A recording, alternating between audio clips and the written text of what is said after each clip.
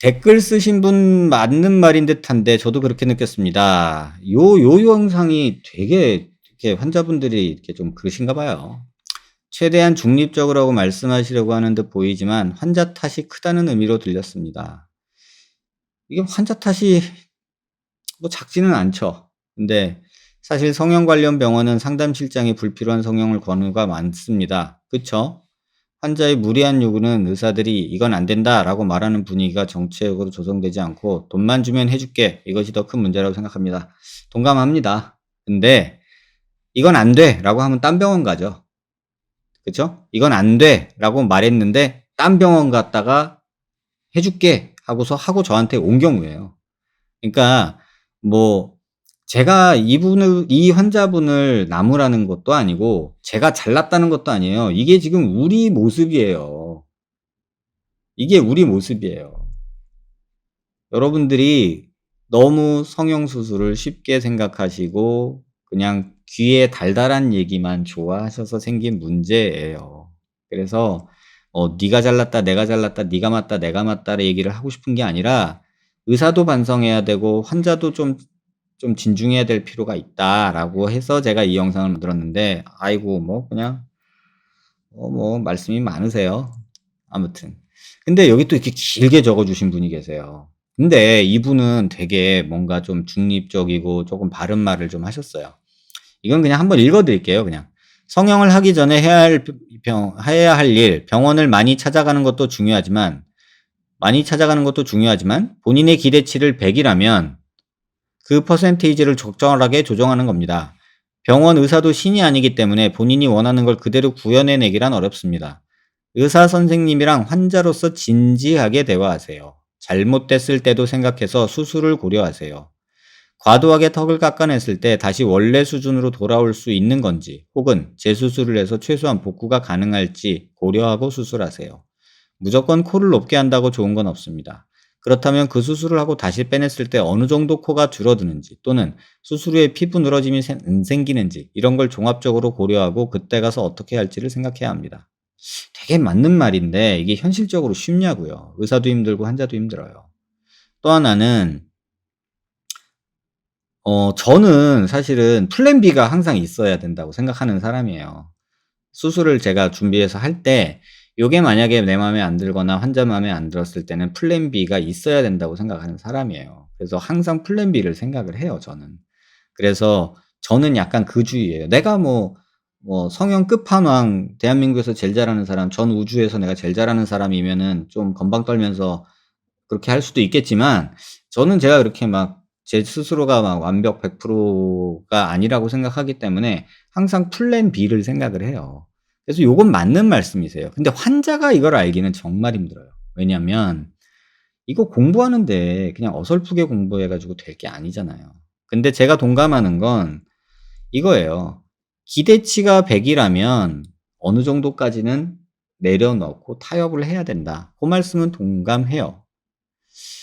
이게 또 이런 말도 하셨어요. 당장 환자가 많다고 돈벌이에 급해서 환자를 돈 나오는 기계로 생각하고 수술을 집도하는 건 분명 문제가 있죠. 문제가 있어요. 근데 반면에 이제 제가 한번 제 얘기를 해 보면 "하지 마, 하지 마." 했어요. 한 4년 됐나? 4년 동안 "하지 마, 하지 마. 하지 말자. 안 해도 될 것 같아." 이렇게 4 년을 얘기했어요. 근데 오늘 수술했어요 제가. 왜 그랬는지 아세요? 4년 동안 저한테 한 열 몇 번을 왔어요. 그때마다 하지 말라 그랬어요. 근데 오늘 수술을 했어요 제가. 왜 그랬냐면 이 환자를 4년 넘게 5년 넘게 보다 보니까 어디 가서 사고 칠 상이에요. 그러느니 차라리 적정한 선에서 요렇게 해 주고 '마무리 져 주자.'라는 느낌이 어느 순간 제가 들었어요. 괜히 더 크게 일 벌려서 오면 그때 더 힘들 것 같다라는 제가 불안감이 들어서 그러면 그 친구를 차라리 설득해서 "요 정도까지만 하자. 요거는 안 되니까 포기해라. 여기까지만 해야 돼."라고 설득하고서 오늘 수술을 했어요. 근데 또 혹자는 이걸 보고 그렇게 얘기할 수 있죠. "너 돈 벌려고 한 거잖아." 근데 제 솔직한 마음을 말씀드리면 전 어제까지도 오늘 아침에도 수술하러 그 친구가 왔을 때도 "안 하면 안 되겠냐?" 이렇게 얘기를 했어요. 여러분이 그 상황을 이렇게 쉽지 않아요. 정말 많은 그게 있어요. 정말. 반면에 6년 동안 저한테 계속 오시는 분도 계세요. 참고로 저는 수술을 하나도 안 했어요. "하지 마세요, 하지 마세요, 하지 마세요." 6년 동안 저는 매번 그 얘기만 해요. 근데 그 환자분은 6년 동안 제가 하지 말라 그러면 딴 데 가서 하세요. 그럼 딴 데 가서 하고 또 저한테 오세요. 그래서 "아 왜 오셨어요? 욕 먹으러 오셨어요? 아이 참 속도 좋아. 왜 와?" 내가 막 그랬거든요. 근데 그 일을 6 년을 반복했어요. 지금은 진짜 만신창이가 됐어요. 그래도 저한테 오세요. 저는 왜 오시는지 모르겠어요. 근데 하지 말라고 하는데 본인은 안 하면 미치겠는 거예요. 그러니까는 강남에 있는 뭐 여러분이 이름 대면 다 아는 병원이에요. 뭐 6년 동안 한 10 번을 하셨거든요. 못 말려요. 정말 못 말려요.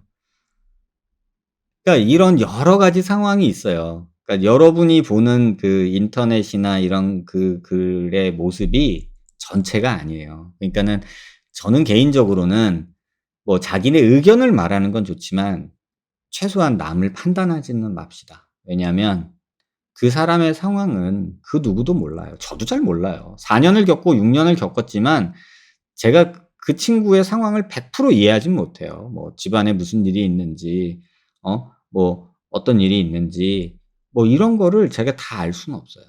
하지만 저는 의사니까 그냥 의사로서 내가 할 수 있는 최선을 다해 줄 뿐 그다음은 솔직히 제가 뭐 가족도 아닌데 아니 가족도 못 말려서 저한테 말려 달라고 하는데 엄마가 오셔서 "우리 애 좀 말려 주세요." 이래요.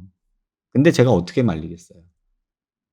그러니까 그런 상황도 있어요. 그러니까 너무 말씀하신 게 틀렸다는 게 아니에요. 그런 의사도 있을 거고 그런 환자도 있을 거예요. 근데 판단하지는 맙시다 우리. 남을 판단하는 거는 되게 조심스러운 일이에요. 그래서 굳이 우리에게 그런 자격이 주어지지는 않았다고 저는 생각을 해요. 그냥 익명성에 숨어서 그냥 말을 하는 것까지는 제가 뭐라고 안 하지만 어 만약에 판단을 하시려면 본인 통성명 하고 합시다. 뒷담화는 아니고 앞담화 정도. 왜냐하면 또 상처가 돼요. 의사도 상처받을 수 있고요. 환자도 상처받을 수 있어요. 그렇다고 뭐 그 세세한 얘기를 다 뭐 여러분들한테 다 까발릴 수는 없잖아요. 그쵸? 그것도 뭐 개인 또 프라이버시가 있고. 그런데 섣불리 그냥 표면적으로 드러난 내용으로 판단하는 거는 저는 온라인이 만들어낸 가장 큰 병폐가 그건 것 같아요. 뭐 정확한 이 앞뒤 관계 모른 채로 그런 식으로 막 하는 거는 판단을 하는 거는 안 된다고 생각해요. 최소한 판단을 하려면 본인이 누군지는 밝혀야 된다고 생각해요. 그리고 디베이팅을 하더라도 논쟁을 하더라도.